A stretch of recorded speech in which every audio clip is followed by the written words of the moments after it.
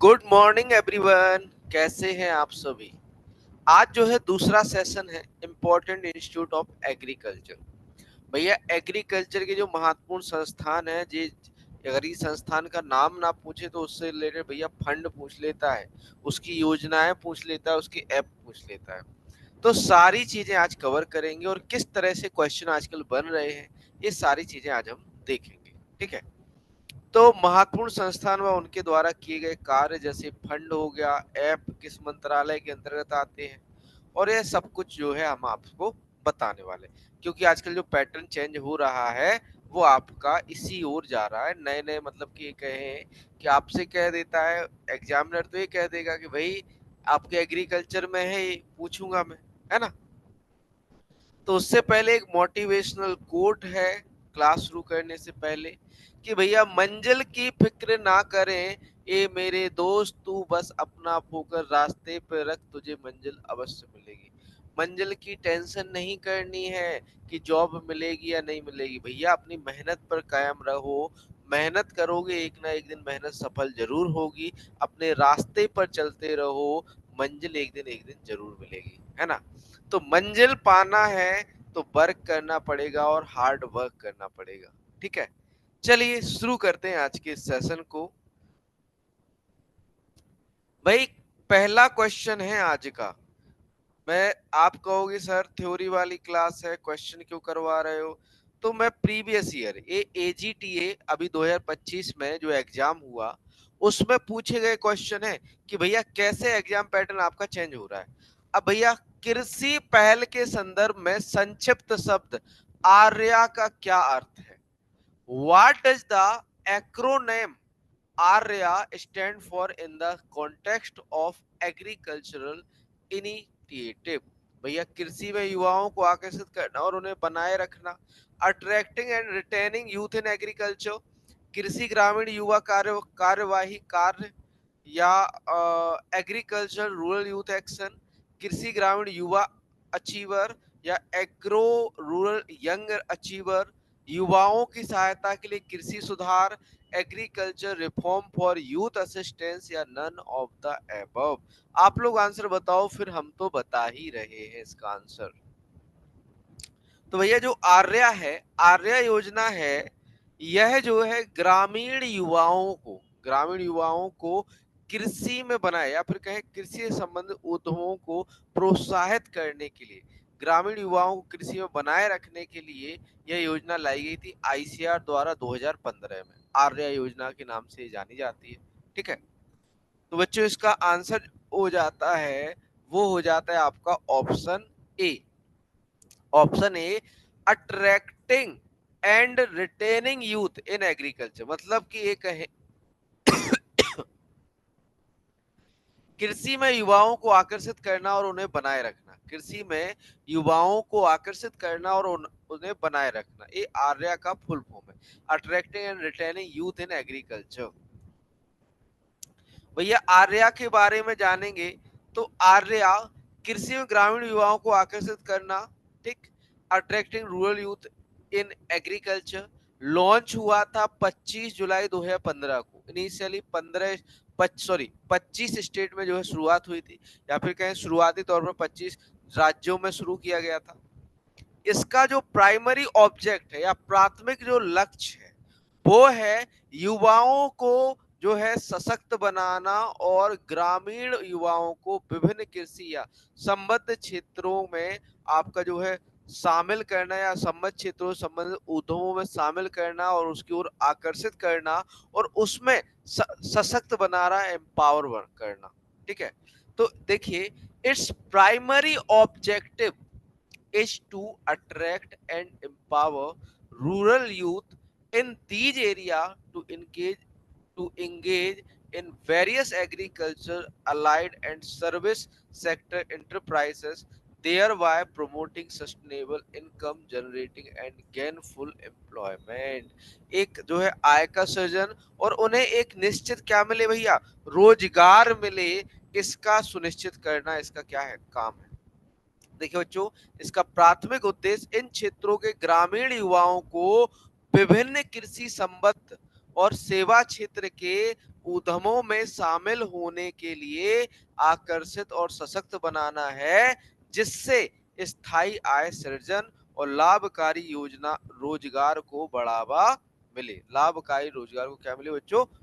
बढ़ावा मिले। आगे बात करें आर्या की, तो भैया the scheme encourages skill development. भैया यह जो है बढ़ावा देती है कि किसके लिए? स्किल। स्किल मतलब आपके अंदर कौशल विकास करने के। जैसे मान के चलो, कौशल क्या कहलाता है? मान के चलो कि छिड़कवा विधि से आप बीज बुआई करते हो। यदि आप न्यू न्यू हो तो कहीं ज्यादा कहीं कम, है ना। एक कुशल व्यक्ति है, उसको अंदाजा है या फिर कहें उसको अनुभव है, तो वो कहीं भी अच्छे से जो है एक समान रूप से छिड़कवा बुआई कर देगा, है ना। आपसे कह दिया जाए भाई लाइव क्लास लेनी है, तो आप कहोगे सर स्टूडियो सेटअप करना पड़ेगा। तो मतलब कौशल, टीचिंग कैसे करनी है, ये सब कौशल है। ठीक है, तो ये क्या है आपका बच्चों? आपका स्किल्स है। इंटरपेरिन्यूरियल एक्टिविटीज या फिर कहें उद्यमशीलता कार्य को, गतिविधियों को और सूक्ष्म the establishment of micro enterprise unit among farm youth. जो आपके ग्रामीण युवा हैं या फिर कहें यह योजना कृषि क्षेत्र के युवाओं में कौशल विकास, उद्यमशीलता गतिविधियों और सूक्ष्म उद्यम इकाइयों की स्थापना को क्या करता है? प्रोत्साहित करती है। Through this initiative the aim is to enhance confidence level. भैया इसमें आपका आत्मविश्वास को बढ़ाना, encourage farming as a professional and create additional employment opportunity। आपको जो है इस तरह से बढ़ावा, इनकरेज करना कि आप जो है फार्मिंग को, कृषि को अपना एज अ करियर चुनो या फिर कहें इसका प्रोफेशन चुनो, है ना। तो देखिए, and create additional employment opportunity for rural youth in secondary agriculture and related। इस पहल के माध्यम से ग्रामीण युवाओं के आत्मविश्वास को बढ़ाना है, खेती को एक पेशे के रूप में प्रोत्साहित करना और द्वितीयक कृषि एवं उससे संबंधित क्षेत्रों में अतिरिक्त रोजगार के अवसर पैदा करना है। अब भैया आप जो मतलब ये कहें कि जो ग्रामीण युवा हैं उनको कृषि व कृषि से संबद्ध क्षेत्रों में, किससे बच्चों? कृषि व कृषि से संबद्ध क्षेत्रों में बढ़ावा देना, ताकि वो क्या कर सके? उसी क्षेत्र में अपना रोजगार बना सके। अनएम्प्लॉयमेंट है या फिर कहें जो आपका रोजगार नहीं मिल रहा है ग्रामीण युवाओं को, तो फार्मिंग से ही, कृषि से ही वो अपनी जो है रोजगार की व्यवस्था करें। या फिर कहें आपका प्रोसेसिंग क्षेत्र में जाएं, अलाइड एक्टिविटी जैसे मछली पालन हो गया, सेरिकल्चर, एपीकल्चर हो गया, इन सब क्षेत्रों का प्रशिक्षण देकर इन्हें सशक्त बनाना, ताकि ये सब अगर की काम करें तो इनको जो है एक अतिरिक्त रोजगार मिले, है ना। एम्प्लॉयमेंट या फिर कहें रोजगार मिले। केवल सरकारी नौकरी ही रोजगार नहीं होती बच्चों। एडवांटेजेस ऑफ प्रोजेक्ट आर्या की बात करें तो प्रोजेक्ट आर्या के लाभ की बात करें तो बच्चों आपका पहला लाभ, it provide steady income for rural youth. यह जो है स्थिर आय प्रदान करता है, ग्रामीण युवाओं को एक स्थिर आय प्रदान करने की गारंटी देता है। It create job opportunity and job under employed and unemployed rural youth into secondary agricultural and service related activity in rural area। अल्प रोजगार, अंडर एम्प्लॉय का मतलब होता है अल्प रोजगार, थोड़ा बहुत रोजगार है। अब मान के चलो कि प्रोसेसिंग क्षेत्र में जाना है ना। अभी क्या कर रहे हैं हम? केवल खेती कर रहे हैं, खेती द्वितीय क्षेत्र में तो जा नहीं रहे, प्रोसेसिंग तो कर नहीं रहे। मान के चलो आपने सरसों उगाया, सरसों को आपने क्या किया? डायरेक्टली मंडी में बेच दिया। यदि यही आपके ग्रामीण युवा एक कोल्हू गांव में लगा दे, है ना, कोई ग्रामीण युवा कोल्हू गांव गांव में लगा दे, तो वो सारा सरसों खरीद कर तेल की फ्राई करके उसको बेचे। उससे क्या होगा कि जो 4 लोग और हैं उनको रोजगार मिलेगा ग्रामीण क्षेत्र। जैसे मान के चलो कि आप एक इकाई लगा रहे हो, यूनिट लगा रहे हो प्रोसेसिंग, तो उसमें 10 लोगों को रोजगार मिलेगा, ये याद रखना, है ना। तो आपको भी प्रॉफिट, आपके साथ वाले जो है मतलब ये कहें उनको भी रोजगार मिलेगा। तो इस तरह से आपका ये कह सकते हैं कि सर्विस रिलेटेड एक्टिविटी जो है आपकी, उनको बढ़ाकर हम रोजगार के जो है अवसर पैदा करते हैं। यह रोजगार के अवसर पैदा करता है और अल्प रोजगार और बेरोजगार ग्रामीण युवाओं को ग्रामीण क्षेत्रों में द्वितीयक कृषि और सेवा संबंधी गतिविधियों में शामिल करता है। आगे बात करें, it encourages rural youth to consider farming as a career. यह इनकरेज बढ़ावा देता है कि भैया जो ग्रामीण क्षेत्र के युवा हैं वो फार्मिंग को, कृषि को अपना करियर के रूप में चुने, है ना। तो यह ग्रामीण युवाओं को खेती को एक करियर विकल्प के रूप में चुनने के लिए प्रोत्साहित करता है। भैया नेक्स्ट है, it contribute to agriculture development and improve the overall economic condition in rural area. या कृषि विकास में योगदान देता है और ग्रामीण क्षेत्रों की समग्र आर्थिक स्थिति में सुधार करता है। It can reduce the migration of youth from rural area by providing ample employment opportunity in villages। या गांव में पर्याप्त रोजगार के अवसर प्रदान करके ग्रामीण क्षेत्रों से युवाओं के पलायन को कम कर सकता है। कौन भैया? प्रोजेक्ट आर्या। अगला क्वेश्चन देखो भैया, इस तरह से आपके क्वेश्चन पूछे जा रहे हैं। ये पहला था, ये दूसरा क्वेश्चन है UP triple S C AGT है। अब भैया ये इंस्टीट्यूट से ही है डायरेक्टली, आप देखो, राष्ट्रीय डेयरी विकास board NDD national dairy development board द्वारा विकसित संतुलित राशन फॉर्मुलेशन सॉफ्टवेयर का नाम क्या है? भैया सॉफ्टवेयर पूछ लिया, यही तो मैं बताना चाह रहा हूं कि मैं आपको किस दिशा में ले जा रहा हूं। कि भाई आप इंस्टीट्यूट पढ़ रहे हो तो इंस्टीट्यूट में एक एक निचोड़ पढ़ लो, कहां से क्वेश्चन आ जाए कुछ भरोसा नहीं है। तो जो मेन इंस्टीट्यूट जैसे एनडीडीबी हुआ, आईसीआर हुआ, आईएआरआई हुआ, आईवीआरआई हुआ, आईआईएचआर है, एनडीडीबी है, आईवीआरआई है, एनडीआरआई है, आपका एफसीआई है, ठीक है। इनको तो हमें अच्छे से पढ़ना है क्योंकि इनसे क्वेश्चन मेजरली बनते हैं, है ना। देखिए, what is the name of the balance ration formulation software developed by the National Dairy Development Board NDDB? तो पशु विकास, मिल्क मीट, गौशाला ऐप या पशु पोषण या नन ऑफ दी। तो भैया यहाँ पर तो ऑप्शन से ही आ रहा था आंसर, लेकिन कभी कभी गलत भी हो जाता। पशु पोषण ऐप, ठीक है, जो कि आपका एनडीडीबी ने विकसित किया है, किसके लिए? संतुलित राशन फॉर्मुलेशन सॉफ्टवेयर।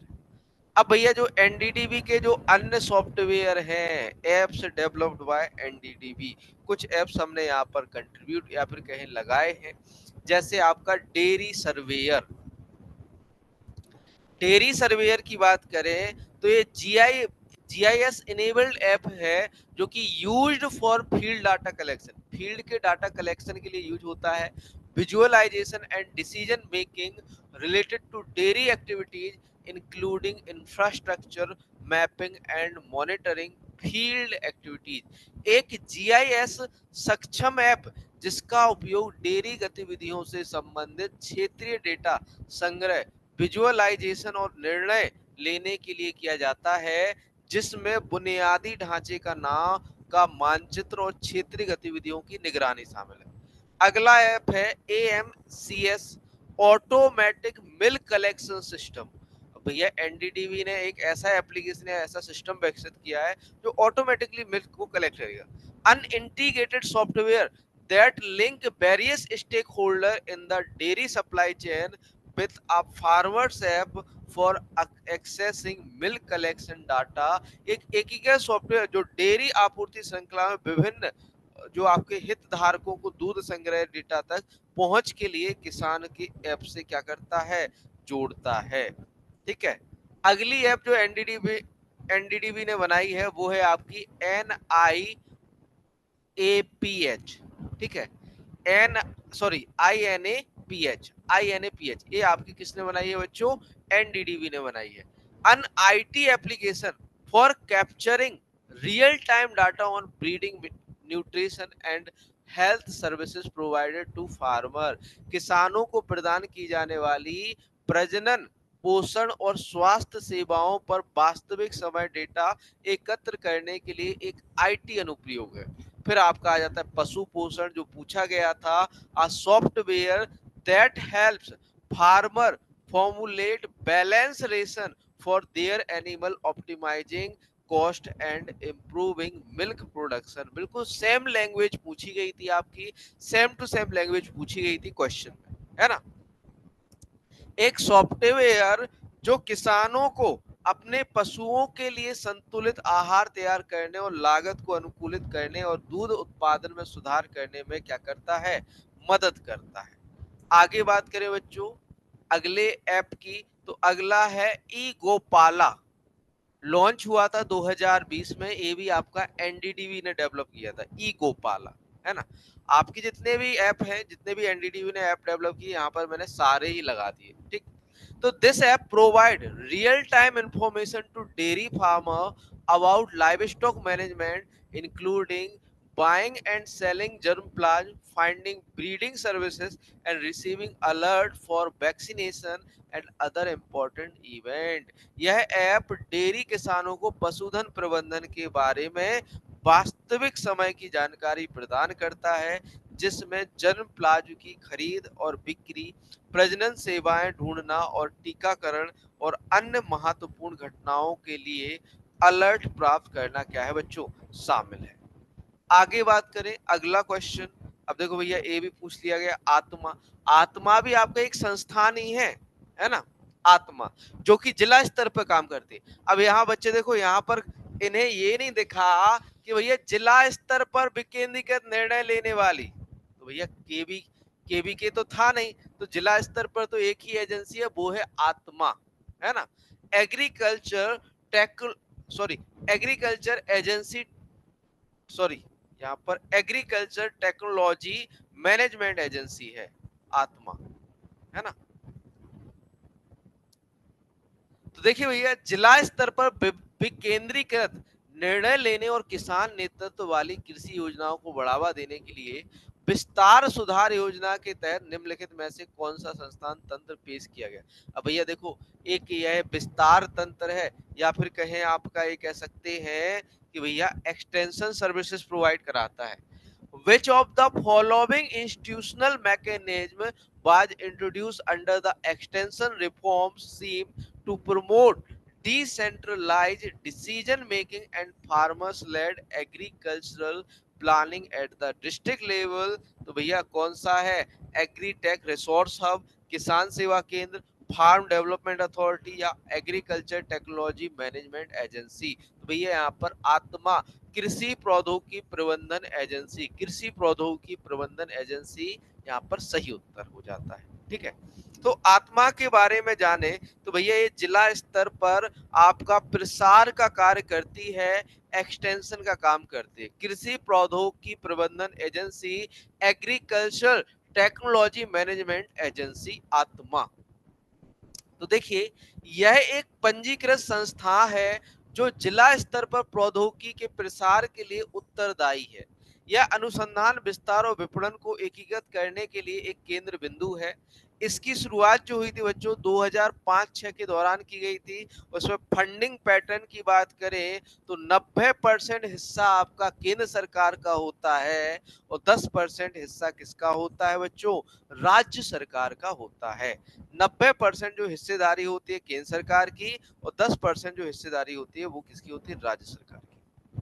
अगला क्वेश्चन देखो, उद्देश्य की बात करें तो सार्वजनिक और निजी विस्तार सेवा प्रदाताओं से जुड़े बहु एजेंसी विस्तार रणनीतियों को प्रोत्साहित करना, कमोडिटी इंटरेस्ट ग्रुप के रूप में किसानों की पहचान की जरूरतों और आवश्यकताओं के अनुरूप विस्तार के लिए समूह दृष्टिकोण को अपनाना और उन्हें किसान निर्माता संगठन के रूप में समेकित करना, योजना निष्पादन और कार्यान्वयन में किसान केंद्रित कार्यक्रमों के अभिसरण की सुविधा प्रदान करना, कृषि कार्य में संलग्न महिलाओं को समूहों में संगठित करना और उन्हें प्रशिक्षण प्रदान कर लैंगिक चिंताओं को संबोधित करना।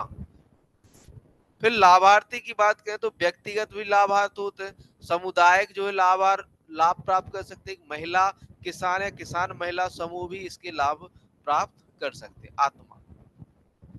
अगला क्वेश्चन, निम्नलिखित में से कौन सी एजेंसी भारत में एमएसपी प्रणाली के तहत केंद्रीय पूल के लिए अनाज और मोटे अनाज की खरीद के लिए मुख्य रूप से जिम्मेदार है।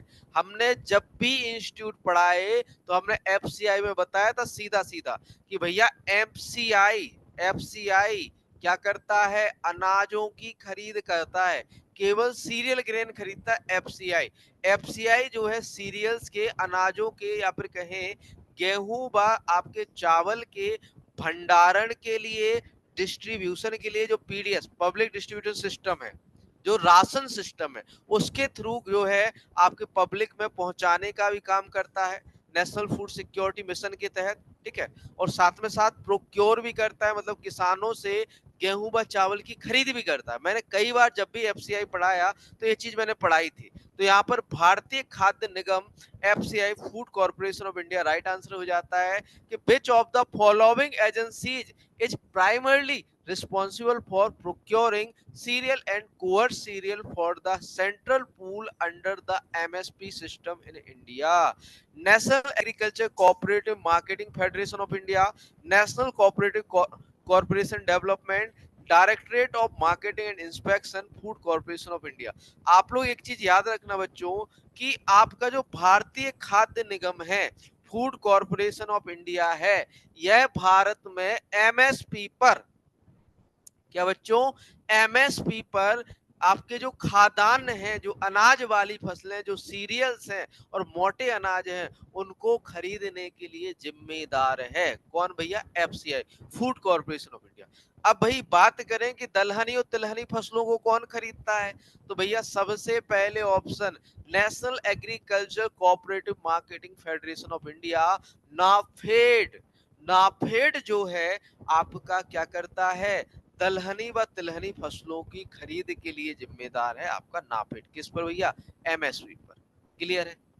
अगला क्वेश्चन देखो बच्चों, निम्नलिखित में से कौन सा संगठन डेयरी प्रसंस्करण और बुनियादी ढांचा अवसंरचना विकास निधि योजना को लागू करने के लिए जिम्मेदार है? Which of the following organization are responsible for implementing the Dairy Processing and Infrastructure Development Fund DIDF scheme? तो भैया ये भी आपका देखो एनडीडीबी से 2 क्वेश्चन पूछ लिए सीधे सीधे। एनडीडीबी से कितने? 2 क्वेश्चन। तो भाई यहाँ पर बताइए, पहला है भारतीय कृषि अनुसंधान परिषद और राष्ट्रीय कृषि और ग्रामीण विकास bank, Indian council of agriculture research and national bank for agriculture and rural development, NABARD, national dairy development board and national corporation development corporation, या फिर कहें एनसीडीसी। तो नेशनल कोऑपरेटिव डेवलपमेंट कॉर्पोरेशन भैया यहाँ पर राइट आंसर हो जाता है, क्योंकि एनडीडीबी और एनसीडीसी दोनों की ये संयुक्त योजना है ना, दोनों की ये संयुक्त योजना है। ठीक, अब भैया इंपॉर्टेंट है महत्वपूर्ण संस्थान की बात करें तो महत्वपूर्ण संस्थानों से पहले चलने से पहले सबसे पहले बात करेंगे आपका जो है अपेक्स बॉडी। अब देखो पहले आती है भारत सरकार, और भारत सरकार का मंत्रालय कौन सा है? कृषि एवं किसान कल्याण मंत्रालय, है ना, कृषि एवं किसान कल्याण मंत्रालय। तो भैया आपका जो है सबसे पहला संस्थान कौन सा होगा? कृषि एवं किसान कल्याण मंत्रालय। और कृषि एवं किसान कल्याण मंत्रालय के अधीन आता है आपका डेयर। कौन आता है बच्चों? डेयर। डेयर क्या है भैया? Department of agriculture research and education, department of agriculture research and education, DARE. DARE के अंडर में आते हैं आईसीआर और जितने भी सेंट्रल यूनिवर्सिटी हैं, और आईसीआर के अंडर में आते हैं आपके रिसर्च इंस्टीट्यूट, रिसर्च सेंटर। ठीक है, तो इस तरह से कि सबसे अपेक्स बॉडी कौन कहलाएगा भैया? Ministry of agriculture.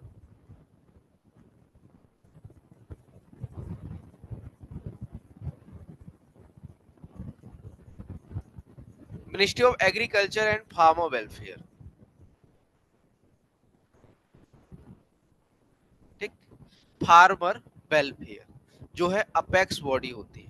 इसके अंडर में आता है आपका DARE, department of agriculture research and education, या कृषि अनुसंधान और शिक्षा विभाग, कृषि अनुसंधान और शिक्षा विभाग। इसके अंडर में डेयर के अंडर में आती है आपकी 4 सेंट्रल यूनिवर्सिटी, सॉरी आपकी सेंट्रल यूनिवर्सिटीज, और आपके जो है आईसीएआर, जो आपकी 4 सेंट्रल यूनिवर्सिटीज हैं, और आईसीआर इसके अंडर में आते हैं डेयर के। तो इसके अंदर में कौन आता है? भारतीय कृषि अनुसंधान परिषद। आगे पढ़ने वाले हैं। तो डेयर की स्थापना की बात करें बच्चों तो ये 1973 में स्थापित किया गया था। डेयर कब स्थापित हुआ? 1973 1973 1973 में विकसित किया गया था। कृषि में अनुसंधान और शिक्षा को बढ़ावा देने के लिए। किसके लिए बच्चों? कृषि में अनुसंधान और शिक्षा को बढ़ावा देने के लिए किसकी स्थापना की गई? डेयर की। अगला संस्थान है भारतीय कृषि अनुसंधान परिषद। चूंकि भैया आईसीएआर पहले ही आ चुका था, आईसीएआर पहले ही आ गया था आपका, Indian council of agricultural research पहले ही आ गया था। कब भैया? 16 जुलाई। कब? 16 जुलाई 1929 को ही आ गया था आपका, है ना, आईसीआर। ठीक। तो Indian council of agriculture research हमारे यहाँ पर अपेक्स बॉडी है एग्रीकल्चर की, या ऑटोनोमस इंस्टीट्यूट है जो आपके कृषि में अनुसंधान के लिए जिम्मेदार होता है। और साथ ही साथ बात करें आईसीआर के जो पहले अध्यक्ष की, या फिर सॉरी पहले डायरेक्टर जनरल की, या फर्स्ट डीजी, तो वो बीपी पाल रहे। प्रेजेंट में जो है अभी चेंज हो गए हैं, शायद डॉक्टर हिमांशु पाठक थे, लेकिन अभी चेंज हो गए हैं, है ना। आईसीआर के डायरेक्टर कौन से हैं, है ना? 2025 में director general doctor ML Jat, है ना। इसके जो वर्तमान में डायरेक्टर जनरल है जो है doctor ML Jat, doctor ML Jat. Doctor Himanshu Pathak की जगह पर ही आए हैं डॉक्टर एमएल जाट। फिर आपके भारतीय कृषि अनुसंधान संस्थान आईएआरआई, जो कि आपका 1905 में स्थापित हुआ था पूसा बिहार के अंदर, ठीक है। और 1906 में, सॉरी 1936 में इसे पूसा रोड न्यू दिल्ली क्या कर दिया गया था बच्चों? शिफ्ट कर दिया गया था। किसे? आपका आईएआरआई को, इंडियन एग्रीकल्चर रिसर्च इंस्टीट्यूट को। फिर अगला इंस्टीट्यूट है आपका राष्ट्रीय कृषि और ग्रामीण विकास बैंक। कौन सा भैया? नाबार्ड। भैया नाबार्ड का काम क्या है? तो कृषि और ग्रामीण क्षेत्रों के लिए फंड देना। मतलब जितना भी आपका कृषि के, या फिर कहें जितना भी आपको कृषि ऋण मिलता है ग्रामीण क्षेत्रों में, जितना भी पैसा इन्वेस्ट होता है वो कौन व्यवस्था करता है? NABARD, national bank for agriculture rural development, जो कि आपका 12 जुलाई 1982 को अस्तित्व में आया था। 12 जुलाई 1982 को अस्तित्व में आया था आपका नाबार्ड। फिर आपका किस समिति की सिफारिश पर? पी शिवरामन समिति की सिफारिश पर। अगला है आपका क्षेत्रीय ग्रामीण बैंक। अब भैया नाबार्ड डायरेक्टली तो जाएगा नहीं ग्रामीण क्षेत्रों में कि भाई हम लोन देने जा रहे हैं ग्रामीण क्षेत्र में, तो डायरेक्ट तो नहीं जाएगा। तो इसने कुछ बैंक खोले जो कि आपके क्षेत्रीय ग्रामीण बैंक के रूप में जाने जाते हैं, या फिर कहें रीजनल रूरल बैंक के रूप में जाने जाते हैं, जो कि आपके 2 अक्टूबर 1975 को आपके लॉन्च किए गए थे। पहले मतलब ये कहें 142 थे, लेकिन अभी मर्जर के बाद मात्र 43 जो है आपके क्षेत्रीय ग्रामीण बैंक बचे हुए। फिर आपका केवीके कृषि विज्ञान केंद्र। तो भैया कृषि विज्ञान केंद्र आपका जिला स्तर पर किसानों को आपके जो संबद्ध क्षेत्र हैं कृषि के संबद्ध क्षेत्र, जैसे सेरिकल्चर हो गया, एपीकल्चर हो गया, बीज प्रौद्योगिकी हो गया, इसमें जिला स्तर पर कृषि प्रौद्योगिकी की ट्रेनिंग या फिर कहें प्रशिक्षण देने के लिए जिम्मेदार होता है कौन? आपका कृषि विज्ञान केंद्र, केवीके। अगला संस्थान है आपका कृषि और प्रसंस्कृत खाद्य उत्पाद निर्यात विकास प्राधिकरण, एपीडा। एपीडा भैया अस्तित्व में कब आया? 1986। कब आया बच्चों? 1986। अब भैया भारत में जो कृषि उत्पाद हैं उनके निर्यात, उनके प्रसंस्करण के लिए जो जिम्मेदार है वो कौन है भैया? अपीडा है, कृषि और प्रसंस्कृत खाद्य उत्पाद निर्यात विकास प्राधिकरण, जो कि कृषि उत्पादों के निर्यात व उसके जो है प्रसंस्करण के लिए जिम्मेदार है। फिर भैया नाफेड आ गया, national agriculture cooperative marketing federation. 1958 में भैया अस्तित्व में आया था ये। और ये काम क्या करता है भैया? ये काम करता है सहकारिता को बढ़ावा देता है। क्या करता है भैया नाफेड? सहकारिता को बढ़ावा देता है, और साथ ही साथ एमएसपी पर आपके दलहनी व तिलहनी फसलों की खरीद के लिए जिम्मेदार है कौन भैया? NAFED. NDRI, national dairy research institute, 1923 में बेंगलोर में स्थापित हुआ था। 1923 में बेंगलोर में स्थापित हुआ था। बाद में 1955 में ये आपका करनाल में आ गया था। ठीक है, एनडीआरआई, ये जो आपका या फिर डेयरी क्षेत्र में रिसर्च के लिए जिम्मेदार है आपका एनडीआरआई। फिर आ जाता है आपका मैनेज, भैया जैसा इसका नेम है वैसा फुल फॉर्म नहीं है, national institute of agricultural extension management. National institute of agriculture extension management, जो कि आपका 1987 में अस्तित्व में आया था। ये हेडक्वार्टर इसका हैदराबाद में। सारा कुछ पढ़ाने वाले हैं आपका आगे लेक्चर में। फिर आ जाता है भैया FCI, food corporation of India, 1965 में अस्तित्व में आया। इसका मुख्य काम क्या है बच्चों? इसका मुख्य काम है कि भैया ये एमएसपी पर अनाजों को, सीरियल ग्रेन को, चाहे आपका जो है चावल हो, चाहे गेहूं हो, चाहे मोटे अनाज हो, इसको एमएसपी पर खरीदने के लिए जिम्मेदार, इसके भंडारण के लिए जिम्मेदार और पब्लिक डिस्ट्रीब्यूशन सिस्टम या फिर कहें पीडीएस के थ्रू आपके जो है राशन के रूप में गरीब लोगों को बांटने के लिए भी जिम्मेदार कौन है भैया? Food corporation of India, FCI, 1965 में अस्तित्व में है। फिर भैया सीएसीपी, सीएसीपी का काम क्या है? Commission for agriculture cost and price. Commission for agriculture cost and price काम क्या करता है भैया? तो ये काम करता है कृषि में 23 फसलों के एमएसपी का निर्धारण करता है, उसकी गणना करता है और सब गवर्नमेंट ऑफ इंडिया को एक कमेटी है CCEA, cabinet committee on economics affairs, को सिफारिश करता है। कौन भैया? सीएसीपी। यह जो है एमएसपी की कैलकुलेशन का काम करता है। अस्तित्व में कब आया था भैया? 1965 में आया था। अगला है आपका CWC, central warehousing corporation. अगला संस्थान कौन सा है? Central warehousing corporation. अब भैया सीडब्ल्यूसी क्या काम क्या करेगा? कि भैया सरकारी भंडारण का काम करता है। मान के चलो कि आपने एफसीआई ने खरीद तो कर ली अनाज की, अब भैया उसको गोदामों या भंडार गृहों तक ले जाना है या भंडारण करना है, तो वह काम कौन करेगा? सीडब्ल्यूसी करेगा, सेंट्रल वेयर हाउसिंग कॉर्पोरेशन करेगा। यह क्या करेगा? आपको जो है भंडारण की सुविधा देगा और लॉजिस्टिक सपोर्ट मतलब परिवहन की सुविधा प्रदान करता है। कौन? आपका CWC.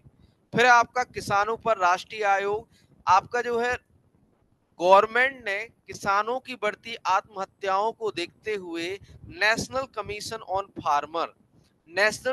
On farmer MS Swaminathan की अध्यक्षता में जो है नियुक्त किया और इसने कुछ जो है अपनी रिपोर्ट प्रस्तुत की, जिसे स्वामीनाथन की रिपोर्ट या एमएस स्वामीनाथन की रिपोर्ट्स के रूप में जाना जाता है। 5 रिपोर्ट पेश की गई थी। ठीक है, और इस कमीशन को स्वामीनाथन कमीशन के नाम से भी जाना जाता है। कभी कभी फार्मर चिल्लाते रहते हैं कि भाई स्वामीनाथन कमीशन की जो है रिपोर्ट्स को जारी करो, लेकिन गवर्नमेंट नहीं सुनती है। ठीक, फिर अगला संस्थान विपणन और निरीक्षण निदेशालय, आपका जो है DMI, directorate of marketing inspection. यहाँ पर आपको जो आपके मार्केटिंग या विपणन संबंधी सुविधाएं हैं, या फिर कहें जैसे आपका सीड टेस्टिंग हो गया, या फिर कहें जब विपणन के समय नमी की जो आपकी जांच होती है, कौन करता है? Directorate of marketing inspection, DMI करता है, जो कि फरीदाबाद के अंदर है, हरियाणा। तो भाई सबसे पहले हमने बताया था आपका आता है क्या? कृषि एवं किसान कल्याण मंत्रालय, है ना। इंस्टीट्यूट में जा रहे हो तो ये जरूर याद रखना कौन सा इंस्टीट्यूट किस मंत्रालय के तहत आता है और कौन सी योजना किस मंत्रालय ने शुरू की। ये ज्यादातर एग्जाम का फेवरेट, हर साल प्रत्येक साल किसी ना किसी एग्जाम में क्वेश्चन जरूर पूछा जा रहा है कि भैया बताओ यह योजना किस मंत्रालय के तहत आती है, यह आपका इंस्टीट्यूट किस मंत्रालय के तहत आता है। तो सबसे पहले आता है कृषि एवं किसान कल्याण मंत्रालय। ठीक है, अब इसके अंडर में आता है डायरेक्टली आपका DARE, department of agriculture research and education, कृषि अनुसंधान और शिक्षा विभाग, जो कि डायरेक्टली कृषि शिक्षा व अनुसंधान को प्रोत्साहित करने के लिए बनाया गया था। तो भैया डेयर की बात करें तो 1973 में, देखो बच्चों, कृषि अनुसंधान और शिक्षा विभाग की स्थापना दिसंबर 1973 में कृषि मंत्रालय के अधीन हुई थी। कृषि अनुसंधान और शिक्षा विभाग देश में कृषि अनुसंधान और शिक्षा को समन्वित और बढ़ावा देता है। इसके प्रशासनिक नियंत्रण के तहत निम्नलिखित स्वायत्त निकाय मतलब ऐसे निकाय या ऐसे ऑटोनोमस का मतलब होता है कि ऐसे संस्थान जो अपने निर्णय स्वयं लेने के लिए स्वतंत्र हैं, अपने कार्य स्वयं करने के लिए स्वतंत्र होते हैं, इन पर कोई का दबाव नहीं होता।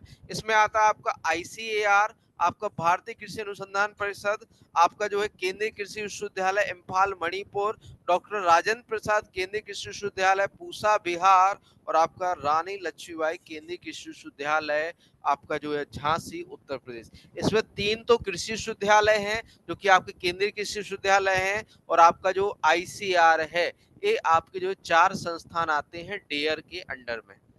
अब आ जाओ भैया सबसे पहले संस्थान जो है आईसीएआर पर, Indian council of agricultural research. तो भैया Indian council of agriculture research की बात करें तो स्थापना हुई थी इसकी 16 जुलाई 1929 को, और मुख्यालय क्या है नई दिल्ली। और इसमें एक चीज बच्चों हमेशा याद रखना कि एग्रीकल्चर नहीं होता, हमेशा यहाँ पर एग्रीकल्चरल आएगा, है ना। Indian council of agricultural research, ठीक है। स्थापना 16 जुलाई 1929 को, मुख्यालय नई दिल्ली में है। वर्तमान अध्यक्ष की बात करें तो श्री शिवराज सिंह चौहान। जो भी आपका देखो एक चीज याद रखना, जो भी आपके कृषि मंत्री होते हैं, कृषि एवं किसान कल्याण मंत्री होगा, वह भारतीय कृषि अनुसंधान परिषद का क्या होगा बच्चों, अध्यक्ष होगा। डायरेक्टर जनरल अलग होता है, महानिदेशक अलग होता है, आपका अध्यक्ष अलग होता है। तो कृषि आपका जो है Indian council of agriculture research या आईसीआर का जो अध्यक्ष होता है वह कौन होता है, कृषि मंत्री। तो वर्तमान में कृषि मंत्री कौन है कौन है, श्री शिवराज सिंह चौहान है। पहले अध्यक्ष की बात करें तो मोहम्मद हबीबुल्लाह थे जो कि पहले कृषि मंत्री थे। वर्तमान महानिदेशक की बात करें तो एमएल जाट है। कौन है बच्चों, एमएल जाट। एमएल जाट जो है वर्तमान में जो है महानिदेशक है आपके किसके, आईसीआर के। प्रथम महानिदेशक की बात करें तो डॉक्टर बीपी पाल है। कुल कृषि विज्ञान केंद्र 731 प्लस है। देश में कुल कार्यरत क्षेत्रीय ग्रामीण बैंक जो है 43 हैं। आईसीआर की जो स्थापना है रॉयल कमीशन ऑन एग्रीकल्चर की जो सिफारिश पर 16 जुलाई 1929 को हुई थी। देखो आपकी जो ब्रिटिश गवर्नमेंट है, ब्रिटिश गवर्नमेंट ने 1927 में, कब बच्चों, 1927 में रॉयल कमीशन और एग्रीकल्चर की जो है गठन किया था। किसका गठन किया था, रॉयल कमीशन ऑन एग्रीकल्चर का गठन किया। उसकी सिफारिश पर आपका जो है 16 जुलाई 1929 को आईसीआर की स्थापना की गई। आगे बात करें भारतीय कृषि अनुसंधान परिषद की, तो भैया देखो भारतीय कृषि अनुसंधान परिषद की स्थापना रॉयल कमीशन ऑन एग्रीकल्चर की सलाह पर 16 जुलाई 1929 में नई दिल्ली में की गई। आईसीआर की स्थापना के लिए लॉर्ड इरविन के वायसराय काल में 1926 ईस्वी में रॉयल कमीशन ऑन एग्रीकल्चर का गठन हुआ। भारतीय कृषि अनुसंधान परिषद के जो प्रथम डायरेक्टर जनरल थे वो डॉक्टर बीपी पाल को बनाया गया। मार्च 1946 में जोगेंद्र सिंह के नेतृत्व में इंपीरियल शब्द को, पहले इसका नाम तो imperial council of agriculture research, क्या था पहले नाम, imperial council of agriculture research, लेकिन बाद में 1946 में जोगेंद्र सिंह के नेतृत्व में इसे जो है स्वतंत्रता के बाद इंडियन में परिवर्तित कर दिया गया। केंद्रीय कृषि मंत्री भारतीय कृषि अनुसंधान परिषद का क्या होता है बच्चों, अध्यक्ष होता है। आगे बात करें कुछ माइलस्टोन जो आईसीआर के हैं। माइलस्टोन का मतलब ये होता है बच्चों कुछ कार्य जो इनकी अचीवमेंट है, आईसीआर की कुछ अचीवमेंट है। तो पहला इनने 1957 में all India coordinated research project या फिर कहें अखिल भारतीय समन्वित अनुसंधान परियोजना की शुरुआत की थी 1957। किस पे, आपका मक्का पर, जिसके तहत आपकी जो है 1961 में गंगा वन जो है पहली मक्का की हाइब्रिड वैरायटी डेवलप की गई थी, है ना। तो वर्ष 1957 में मक्का पर पहली अखिल भारतीय समन्वित अनुसंधान परियोजना की शुरुआत हुई। वर्ष 1958 में भारतीय कृषि अनुसंधान संस्थान का समतुल्य कृषि विश्वविद्यालय का दर्जा दिया गया। अब भैया आईएआरआई की बात हो रही है, भारतीय कृषि अनुसंधान संस्थान, आईएआरआई को समतुल्य विश्वविद्यालय। अब देखो समतुल्य डीम्ड यूनिवर्सिटीज क्या होती है बच्चों, तो डीम्ड यूनिवर्सिटी का सीधा सीधा मतलब ये है आपका कि वह संस्थान जो आपका यूनिवर्सिटी नहीं है, लेकिन लेकिन लेकिन लेकिन भैया कोर्सेज चला सकता है, यूनिवर्सिटी की तरह वर्क कर सकता है, यूनिवर्सिटी की तरह काम कर सकता है। यूनिवर्सिटी तो नहीं है आपका, जो है विश्वविद्यालय तो नहीं है, लेकिन विश्वविद्यालय की तरह काम कर सकता है कोई भी रिसर्च इंस्टीट्यूट, तो उसे डीम्ड टू यूनिवर्सिटी कहा जाता है या डीम्ड यूनिवर्सिटी कहा जाता है, समतुल्य विश्वविद्यालय कहा जाता है। वर्ष 1960 में पंतनगर में भूमि अनुदान पद्धति पर प्रथम राज्य कृषि विश्वविद्यालय की स्थापना की गई, जिसे गोविंद बल्लभ पंत कृषि विश्वविद्यालय के नाम से जाना जाता है, जो कि पंतनगर में है। ठीक है। वर्ष 1966 में भारतीय कृषि अनुसंधान परिषद के तहत विभिन्न कृषि अनुसंधान संस्थानों की स्थापना की गई। वर्ष 1973 में कृषि मंत्रालय के तहत कृषि अनुसंधान और शिक्षा विभाग डेयर की स्थापना की गई और वर्ष 1974 में प्रथम कृषि विज्ञान केंद्र पुडुचेरी या पौंडीचेरी की शुरुआत की गई। वर्ष 1975 में कृषि अनुसंधान सेवा और कृषि वैज्ञानिक भर्ती मंडल की स्थापना की गई। वर्ष 1979 में प्रयोगशाला से खेत तक कार्यक्रम है लैब टू लैंड प्रोग्राम। आपसे पूछा जाता है लैब टू लैंड कार्यक्रम या लैब टू लैंड प्रोग्राम किसने शुरू किया था, तो भैया ये आईसीआर ने 1979 में जो है शुरू किया था। ठीक। एनएआरपी परियोजना या फिर कहें और राष्ट्रीय कृषि अनुसंधान परियोजना की शुरुआत हो गई कब बच्चों, आपका 1979 में। आगे बात करें वर्ष 1995 में संस्थान ग्राम संबंध कार्यक्रम की शुरुआत हुई। 1996 में राष्ट्रीय जीन बैंक की स्थापना हुई। हरित क्रांति में अमूल्य योगदान देने के लिए भारतीय कृषि अनुसंधान परिषद को किंग बॉर्डन पुरस्कार वर्ष 1989 में प्रदान किया गया और दोबारा 2004 में धान गेहूं कंसोर्टियम में भागीदारी के तहत अनुसंधान और विकास प्रयत्नों के लिए किंग बॉर्डन पुरस्कार प्रदान किया गया। राष्ट्रीय कृषि प्रौद्योगिकी परियोजना एनएटीपी वर्ष 1998 में और वर्ष 2005 में राष्ट्रीय कृषि नवोन्मेषी परियोजना की शुरुआत की गई। किसके अंडर में, आपका आईसीआर के अंडर में। आईसीआर के प्रकाशन की बात करें तो अंग्रेजी के प्रकाशन Indian journal of agriculture science मासिक पत्रिका है, Indian journal of animal science मासिक पत्रिका है, भारतीय खेती मासिक पत्रिका है, भारतीय बागवानी त्रिमासिक पत्रिका है, आईसीआर समाचार त्रिमासिक है और आईसीआर रिपोर्टर त्रिमासिक पत्रिका है। हिंदी की बात करें कि हिंदी में कौन सी पत्रिकाएं आती हैं आईसीआर की, तो आपका खेती मासिक है, फल फूल द्विमासिक है और आपकी कृषि चयनिका, ये जो है आपकी हिंदी में पत्रिकाएं आती हैं किसकी, आपकी आईसीएआर की। एप्स की बात करें कि कौन कौन सी एप्स डेवलप की हैं आईसीआर ने, आपसे पूछ लेगा कि भैया ये एप्स किस काम आती है और किसने विकास की है, तो सबसे पहले आ जाती है ICAR IIOR Indian institute of oil seed research. ICR IIOR ये एप्लीकेशन है। This app provides information and resources related to different oilseed crop like castor, sunflower, safflower and sesame as well as biocontrol and seed production। यह app विभिन्न तिलहन फसलों जैसे अरंडी, सूरजमुखी, कुसुम और तिल के साथ साथ जैव नियंत्रण और बीज उत्पादन से संबंधित जानकारी और संसाधन प्रदान करता है। पूसा कृषि की बात करें तो developed by the ICAR IARI, ICR के आईएआरआई द्वारा डेवलप किया गया है। This app offers both online and offline access to agriculture information including resources from the Pusa institute. ICR IARI द्वारा विकसित यह ऐप पूसा संस्थान के संसाधनों सहित कृषि संबंधी जानकारी तक ऑनलाइन और ऑफलाइन दोनों तरह से पहुंच प्रदान करता है। कौन सा ऐप, आपका पूसा कृषि ऐप किसने डेवलप किया है, आपका आईसीआर ने। अगला एप्लीकेशन है राइस एक्सपर्ट। कौन सा है, राइस एक्सपर्ट किसने डेवलप किया भैया, एनआरआरआई नेशनल राइस रिसर्च इंस्टीट्यूट ने क्या किया है बच्चों, विकसित किया है इसे। देखिए developed by the ICR NRRI, this app helps farmers diagnose and address issues related to rice cultivation, providing information on pest, disease varieties and more। ICR NRRI द्वारा विकसित यह ऐप किसानों को चावल की खेती से संबंधित समस्याओं का निदान और समाधान करने में मदद करता है, कीटों, बीमारियों, किस्मों आदि के बारे में जानकारी प्रदान करता है। कौन सा, आपका राइस एक्सपर्ट। फिर अगला ऐप है किसान 2.0। This app act as a gateway to over 300 agricultural apps developed by different ICR institutions, providing a single platform for accessing a wide range of information in multiple Indian language.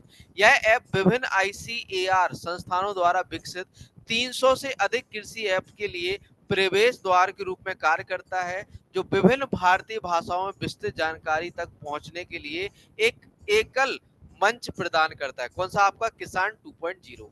अगला app है ICR-DPR, directorate of poultry research, ICR-DPR।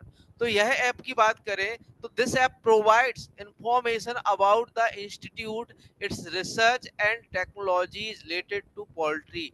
यह app संस्थान, उसके अनुसंधान और मुर्गी पालन से संबंधित प्रौद्योगिकियों के बारे में जानकारी प्रदान करता है। कौन सा आपका DPR। फिर आपकी बात करें रंगीन मछली, तो भैया this app focusing on ornamental fishes. भैया जो सुंदरीकरण या फिर कहें जो ये कहें कि सौंदर्य प्रसाधन के लिए जो मछली पाली जाती है, सौंदर्य प्रसाधन के लिए तो नहीं बच्चों, आपके जो है मनोरंजन के लिए जो मछलियां पाली जाती है उसकी देखरेख करता है। देखिए, this app focuses on ornamental fish, providing information on their care, breeding and maintenance and promoting the ornamental fish trade। यह ऐप सजावटी मछलियों पर केंद्रित है, उनकी देखभाल, प्रजनन और रख रखाव के बारे में जानकारी प्रदान करता है और सजावटी मछली व्यापार को बढ़ावा देता है। कौन सा भैया आपका रंगीन मछली ऐप। ठीक। फिर आपका इन्फो इक्वाइंस है, यह घोड़ों के बारे में है ना। This app offers information on various aspect of equine, equine मतलब घोड़े, अश्व, management including breeds, nutrition, disease and reproductive technology. यह ऐप नस्ल, पोषण, बीमारियों और प्रजनन तकनीकों सहित अश्व प्रबंधन के विभिन्न पहलुओं पर जानकारी प्रदान करता है। फिर है आपका Kisan Samriddhi app. This online portal and mobile application aims to connect farmer with buyer and promote agriculture marketing. इस ऑनलाइन पोर्टल और मोबाइल एप्लीकेशन का उद्देश्य किसानों को खरीदारों से जोड़ना और कृषि विपणन को बढ़ावा देना है। ठीक। फिर आ जाता है आपका IARI, भारतीय कृषि अनुसंधान संस्थान। बात करें बच्चों IARI की, तो IARI की स्थापना हुई थी 1905 में। 1905 में कहां पर बच्चों, पूसा बिहार में। बाद में 1934 में आपका अर्थक्वेक या फिर कहें भूकंप के कारण इसकी इमारत ढह गई, जिस कारण से इसको 1936 में आपका नई दिल्ली पूसा रोड न्यू दिल्ली इसको जो है स्थानांतरित कर दिया गया। 1958 में इसे डीम्ड यूनिवर्सिटी या फिर कहें आपके समतुल्य विश्वविद्यालय का क्या दिया गया बच्चों, दर्जा दिया गया। तो भैया IARI की बात करें तो भारतीय कृषि अनुसंधान संस्थान की स्थापना 1905 में बिहार के पूसा नामक स्थान पर हुई थी। IARI की स्थापना के समय भारत के जो वायसराय थे वो थे लॉर्ड कर्जन थे। 15 जनवरी 1934 में भूकंप के कारण इसकी इमारत को काफी नुकसान हुआ, जिससे 29 जुलाई 1936 में IARI को पूसा बिहार से पूसा रोड न्यू दिल्ली स्थानांतरित किया गया। 1958 में विश्वविद्यालय अनुदान आयोग ने इसे विश्वविद्यालय की मान्यता प्रदान की और इसके निदेशक जो है डॉक्टर अशोक कुमार सिंह या AK सिंह जो है इसके वर्तमान में निदेशक है। नेक्स्ट जो संस्थान है इसे हम पढ़ेंगे आपका कल। ठीक है, ये संस्थान आपको कंप्लीट करना है, इसकी PPT हम ऐड कर देंगे, तो ये संस्थान आपको नोट करना है और इतना आपको कंप्लीट करना है। देखो एप्लीकेशन इतने इसके फंड है आपके जो है NDDB हो गया, NDRI हो गया, जो भी आपके फंड है, जितने भी आपके डिजीज हैं, IBRI, ये सारा कुछ हम कवर करेंगे आपके नेक्स्ट सेशन में। थैंक यू दोस्तों। तो भैया ये हमारी जो है दूसरी क्लास थी यूपी एग्रीकल्चर एग्जाम्स की, जिसमें आपको सारी चीजें एक एक चीज आपको पढ़ाई जा रही है ना। तो यूपी एग्रीकल्चर एग्जाम की यदि आप तैयारी कर रहे हो, चाहे आप तैयारी कर रहे हो यूपी AGTA की, चाहे आप तैयारी कर रहे हो गन्ना पर्यवेक्षक की, चाहे आप तैयारी कर रहे हो यूपी PSC STA की, चाहे आप तैयारी कर रहे हो यूपी TGT एंड PGT की या यूपी LT ग्रेड की, ये सभी परीक्षाओं के लिए important class plus notes plus test series सभी परीक्षाएं कवर करता है एक सिंगल कोर्स। मतलब एक कोर्स में 5 परीक्षाओं की तैयारी आप कर सकते हैं। प्राइस क्या है कोर्स का, 3,999 है। इसमें आपको लाइव क्लास मिलेंगी, ई बुक मिलेंगी, मॉक टेस्ट मिलेंगे और रिकॉर्डेड क्लास मिलेंगे, और साथ में साथ जो क्लास की पीपीटी है वो भी मिलेगी, और डाउट सेशन, ये सारा कुछ आपको मिलने वाला है। और साथ में बच्चों, आपको इस कोर्स के साथ आपको प्रिंटेड नोट्स भी प्रोवाइड कराए जा रहे हैं। 3,999 1 ईयर का कोर्स, 1 साल का कोर्स, और साथ में प्रिंटेड नोट्स आपको इसी के साथ मिलेंगे। तो उत्तर प्रदेश एग्रीकल्चर एग्जाम, यूपीएजीटीए, गन्ना पर्यवेक्षक और UPPSC, STA, UP TGT and PGT, UPLT grade teacher के लिए ई बुक 799 में है, आपका टेस्ट सीरीज 599 में है, ठीक है। और साथ ही साथ आपको इसमें मिलने जा रहा है भैया नोट्स का कंप्लीट सेट। इसमें देखो, जब मैंने लॉन्च किया था तब तो मैंने ये नहीं बोली थी ये बात, लेकिन जो आपके नोट्स हैं, प्रिंटेड नोट्स, जो 3,999 रुपए का कोर्स परचेज करता है उसको प्रिंटेड नोट्स, कौन से बच्चों, प्रिंटेड नोट्स साथ में फ्री मिलेंगे। साथ में आपको फ्री मिलेंगे, किसके साथ, 3,999 के कोर्स के साथ, जो कि आपका यूपी स्पेशल वाला कोर्स है। ठीक है, तो मिलते हैं नेक्स्ट सेशन में। थैंक यू दोस्तों।